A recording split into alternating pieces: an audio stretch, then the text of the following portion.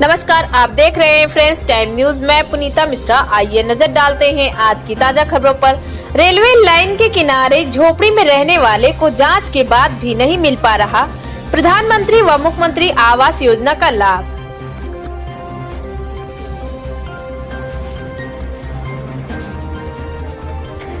PM CM Awas Yojana की पोल खोल 3 दलित नेत्रहीन दिव्यांगजन ने। जिलाधिकारी कार्यालय पहुंचकर जिलाधिकारी कृष्णा करुणेश से नेत्रहीन व्यक्तियों ने बताया कि प्रधान के कारण नहीं मिल पा रहा हम पात्र को आवास। जिला मीडिया प्रभारी डीपी सिंह ने पीड़ितों को जलपान कराया और बच्चों को खिला पिलाकर जिलाधिकारी से मुलाकात कराकर संबंधित ग्राम विकास अधिकारी, ग्राम प्रधान एवं अन्य संबंधित के विरुद्ध कार्रवाई करने निवेदन किया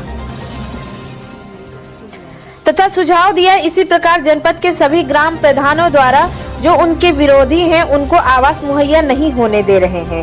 ऐसे लोगों के विरुद्ध जांच कर सीपुर है और इनकी मैटर है 2-3 बार जांच हो चुका मकान का, लेकिन फोटो खींच के लाए अगर पूछने कहते हैं कोई आवास कोई मकान नहीं आपका है, नहीं तो फोटो क्यों खींचा गया। और इनको देना चाहिए ना इन लोगों को। आप नाम बताओ, इनका नाम बताओ। लल्लू अंजलि। अरे तुम्हारा नाम का लल्लू अपना भाई। अब बताइए, गरीब आदमी हैं और इनकी परिस्थिति खराब है, बेचारे रेलवे लाइन पे अपना जीवन व्यतीत कर रहे हैं और इनको तो उचित स्थान समझ के देना चाहिए।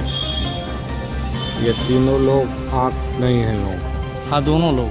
हम तो भाई उनके रिश्तेदार हैं, बस हम पढ़ने लिखने वाले छात्र हैं, हमें बुलाया गया तो हम आए हैं। और हमारी ऐसे संघ है 400-2000 लड़के इकट्ठा कर सकते हैं। अगर हमारी बात को नहीं सुना गया तो हम 2000 बच्चे